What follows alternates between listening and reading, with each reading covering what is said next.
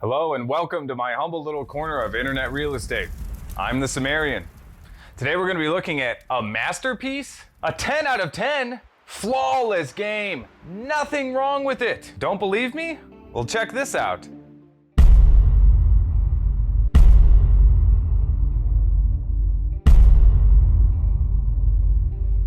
But I'm not done yet.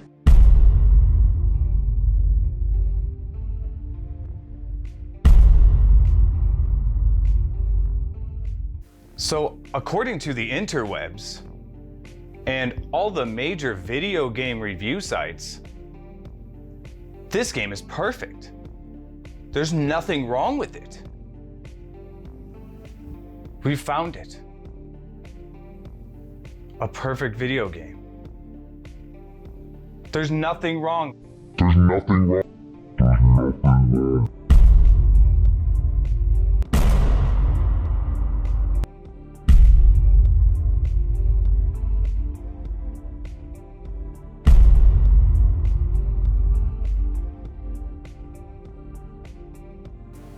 But these guys are just haters. And to that I say, Boo!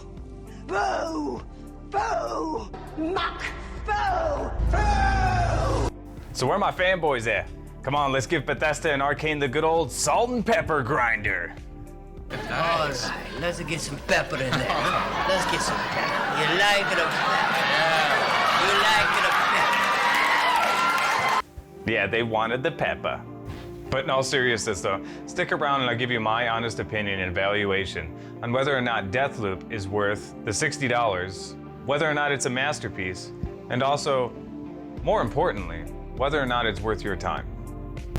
Alright, so if you couldn't already tell, no, I don't find Deathloop to be a masterpiece. Masterpiece, when referring to art, is a subjective term anyways. The Shawshank Redemption, The Outer Wilds, The Count of Monte Cristo, all of those things are, in my opinion, my entirely subjective opinion, are masterpieces. They are, but anyway. So when stating whether a literary work of art, a painting, a movie, or even a video game is a masterpiece, it's a subjective term. A video game is a form of art. If we were to discuss a masterfully crafted table, the Colosseum, or the Taj Mahal, we could objectively say that those things were expertly crafted and therefore masterpieces.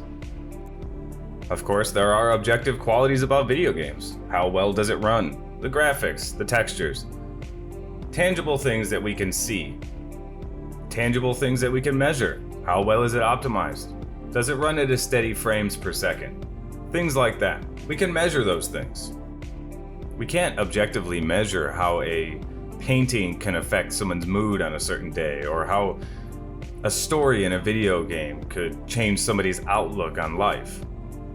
That's an abstraction and we can't measure that. Themes and the story and the settings and the characters, those are all subjective. So it really depends on what you're applying the term masterpiece to.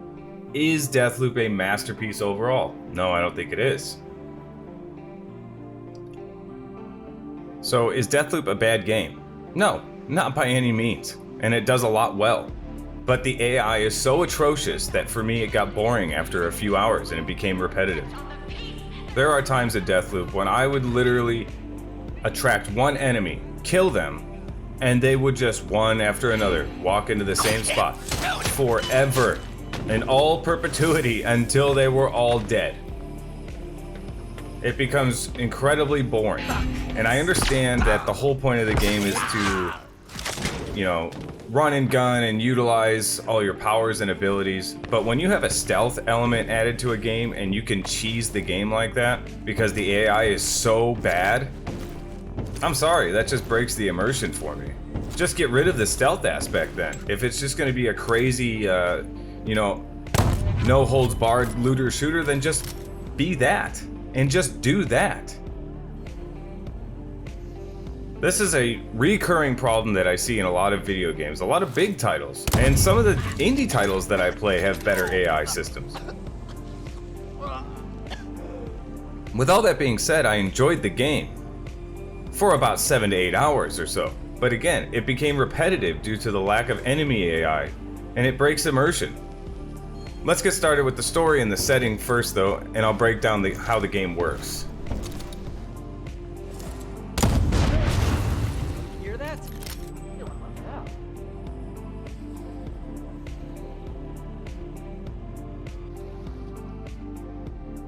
In Deathloop, you wake up hungover on a beach, and you assume the role of assassin Colt Vaughn.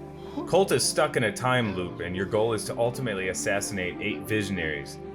They're pretty much the key to keeping the loop going indefinitely.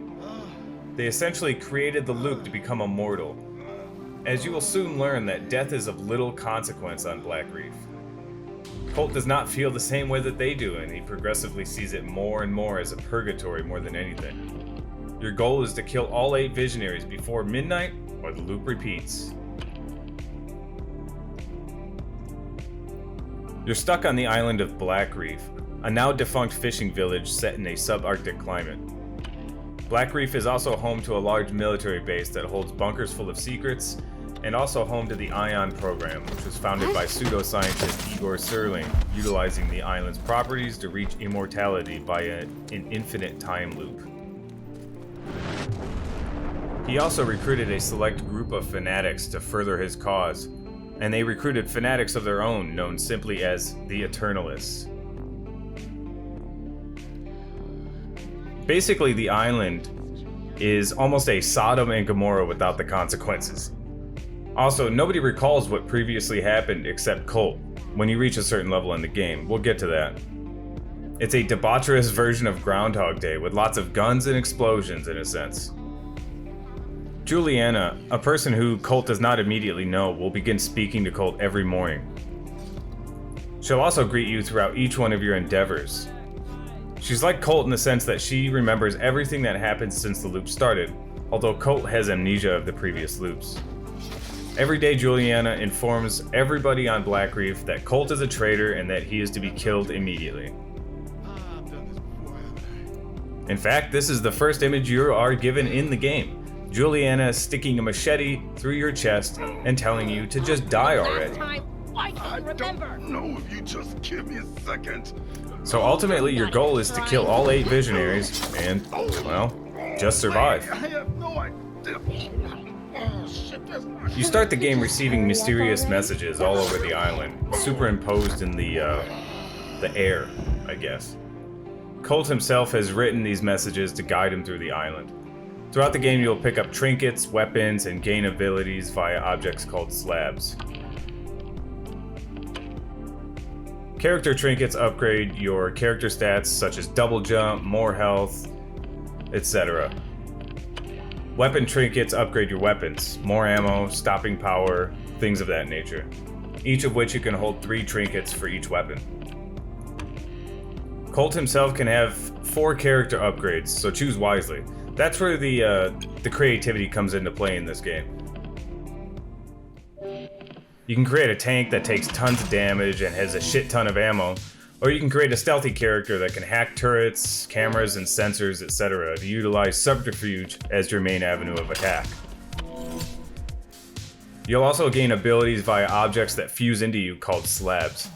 These slabs are found only on visionaries and they can greatly improve your powers. You can have 3 slabs active at any given time, and each of which can hold a maximum of 2 upgrades. Nexus, for example, can link all the enemies together. Kill one with a simple headshot and they all fall down. You get a little hacking tool called a hack-a-majig that Colt himself created, apparently. This allows you to hack antennas, turrets, and different sensors and alarms.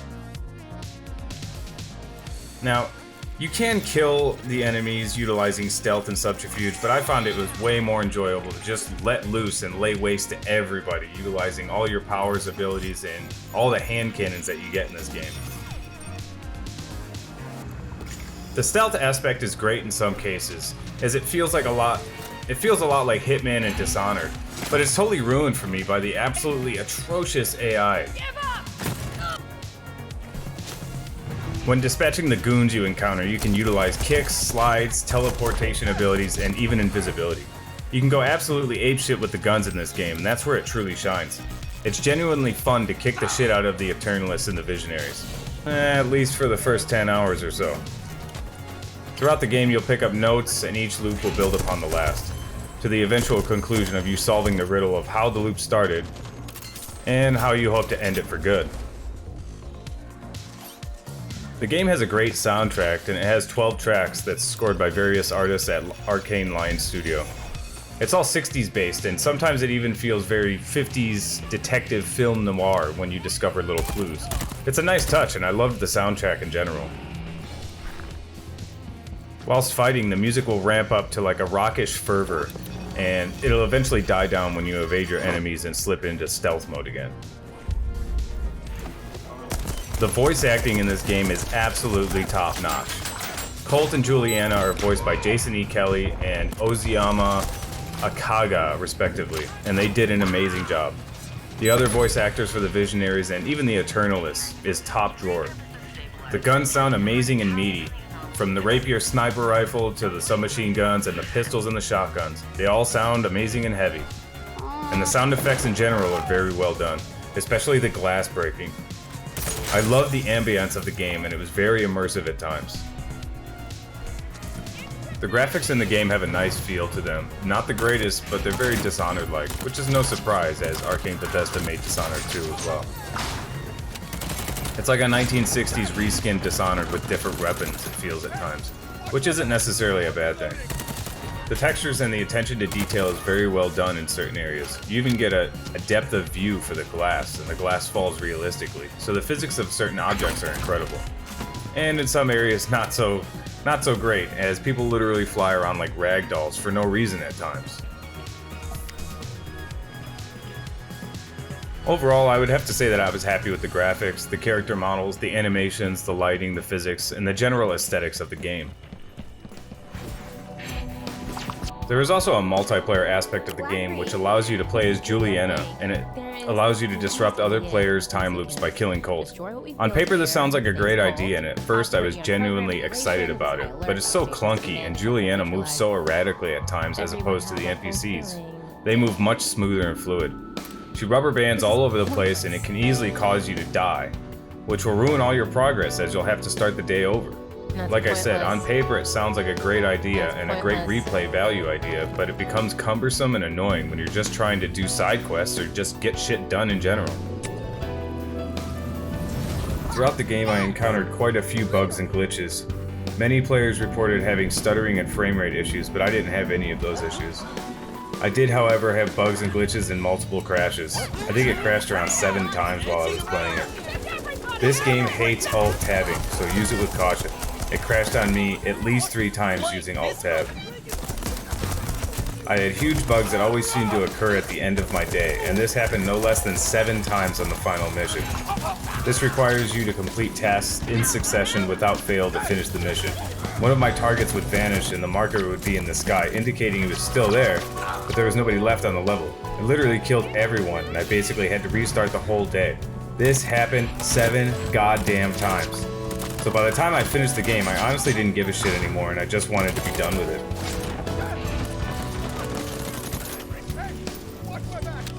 There's 4 main areas in the island of Black Reef for you to loop through. You got the Complex, Carl's Bay, Up Dam, and Freestead Rock. Each one provides different visionaries and challenges for you to complete. Running and gunning along the rooftops is great fun, and the gameplay flows smoothly and caters well to this style of play. The 60s aesthetics mixed with the military style bunkers is a great overall look to the game. It makes for great screenshots as well. I also love the fact that you can go through the windows. So many games don't allow you to do this, and it drives me fucking crazy. There's only one path to go in this game, which is kind of a letdown. I understand what they were trying to go with this idea, but there could have been so many interesting paths that Colt could have taken. And as far as I'm aware, there's only 3 endings.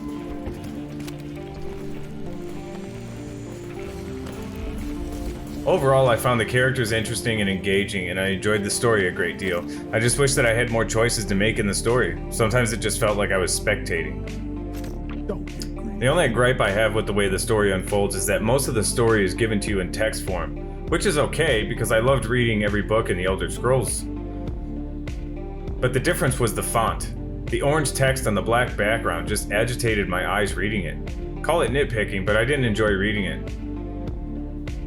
I ended up skipping reading a lot of the text just because it legit hurt my eyes. With the story being so linear, the only real replayability you have is Juliana and griefing other players. I got the correct ending, by the way. I guess there's 3 endings. I beat the game in about 20 hours or so, but that's because I tend to putz around and just kind of soak in the atmosphere and analyze little things that I'm looking at. Overall, I give the game a solid 7. I give it an 8 for the gunplay, 6 for engagement, a 9 for the sound, 8 for the graphics, an 8 for the level design, an 8 for the story. Gameplay, I give it a 6 due to the low enemy AI. Overall, it's a good game with great voice acting and storytelling. The loop plot device works well and the characters were fascinating. The sound was great and I was having a great fun for a while. The AI is a deal breaker for me though, as it became so boring in the later stages of the game. I did, however, have a blast wasting enemies and using my abilities for the first 8 hours or so. It just lost steam for me towards the end. Perhaps that's because the game does so well at drawing you in with the story and aesthetics at the beginning. In the end, I certainly didn't leave with the feeling that I just played a masterpiece. Well, that's gonna do it for this one. Thanks for sticking around, I appreciate it, and I'll see you in the next one. You guys take care of yourselves.